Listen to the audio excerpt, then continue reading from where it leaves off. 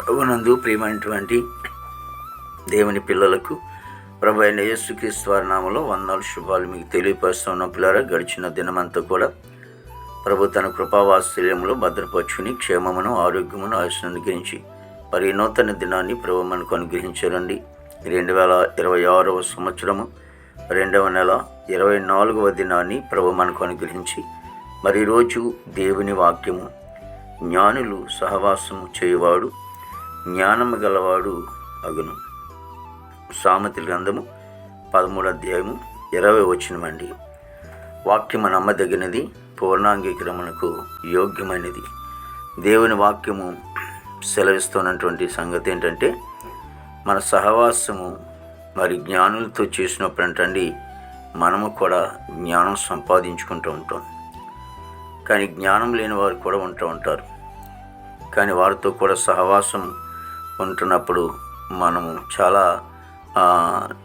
పరిస్థితులు తారుమారుగా ఉంటాయని కూడా లేఖనాలను బట్టి మనం గమనిస్తూ ఉంటున్నాం. కాబట్టి మన సహవాసము మనం ఎవరితో కలిసి ఉండాలో అనేది దేవుని వాక్యం సెలవిస్తోంది. కాబట్టి జ్ఞానులతో, అంటే జ్ఞానం కలిగినటువంటి వారితో మనము కలిసి ఉన్నప్పుడు, సహవాసం చేస్తున్నప్పుడు మరి దేవుడు మనల్ని ఎంతగానో ఆశీర్వదిస్తూ ఉంటాడు. వాడి తండ్రి అయినటువంటి దేవునితో సహవాసం కలిగి ఉండటం చాలా ఆశీర్వాదం. ఎందుకంటే ఆయన జ్ఞానము మనకిచ్చేవాడు ఆయనే. కాబట్టి మనము ఎలా ఉండాలో, ఎలా నడవాలో, ఎలా జీవించాలో అనేది మనకి అనుదినము కూడా ఆయన చక్కటి జ్ఞానంతో మనల్ని ముందుకు నడిపిస్తారు. కాబట్టి జ్ఞానవంతుడైనటువంటి మరి దేవాది దేవుడు యేసుక్రీస్తు ప్రభువారితో మనం సహవాసం కలిగి ఉన్నప్పుడు మనం ఎలా ఉండాలనేది ఆయన నేర్పిస్తూ ఉంటాడు. యోబు గ్రంథకర్తలు అంటూ ఉంటాడు, ఆయనతో సహవాసం చేసిన ఎడల మరి సమాధానం కలుగునని. కాబట్టి ఆయనతో మనం సహవాసం కలిగి ఉంటే మరి మన కుటుంబాలకు, మన జీవితంలో సమాధానం అనేది దొరుకుతూ ఉంటుంది. అది మనము దేవుని వాక్యం ద్వారా మనం గమనిస్తూ ఉంటున్నాం. కాబట్టి భక్తిహీనులతో సహవాసం చేయకున్నట్లు మనం భక్తులతో, అనగా యేసయ్య భక్తితో మనం సాగిపోతుంటున్నప్పుడు, ఆ భక్తులతో మనం సహవాసం చేస్తుంటున్నప్పుడు మరి దేవుడు మనల్ని ఎంతగానో ఆస్వాదించేవాడుగా ఉంటున్నాడు. కాబట్టి మనమందరం కూడా మరి దేవాది దేవుడు మహోన్నతుడు దేవునితోనే సహవాసం కలిగి ఉన్నప్పుడు మన కుటుంబాలు ఆస్వాదింపబడతాయి, దీవింపబడతాయి. మహాపరిశుద్ధుడు, ప్రేమగల తండ్రి, కృపలేసునికి స్తోత్రాలు చెల్లిస్తున్నాం బాబు.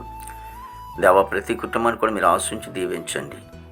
భారతదేశాన్ని మీరు ఆశించి దీవించండి. ఆయన సరిహద్దులో సైనికులు మంచి అంతరం పండి, ఆర్మీ బృందానికి అంతటి కూడా మంచి అంతరం పండి. యవనస్తులందరూ కూడా చెడు వ్యసనం నుంచి దూరపరిచి నీతి మార్గంలో నడిపించుకొని, ఉద్యోగస్తులందరూ కూడా మంచి ఆరుగులు తినంపండి.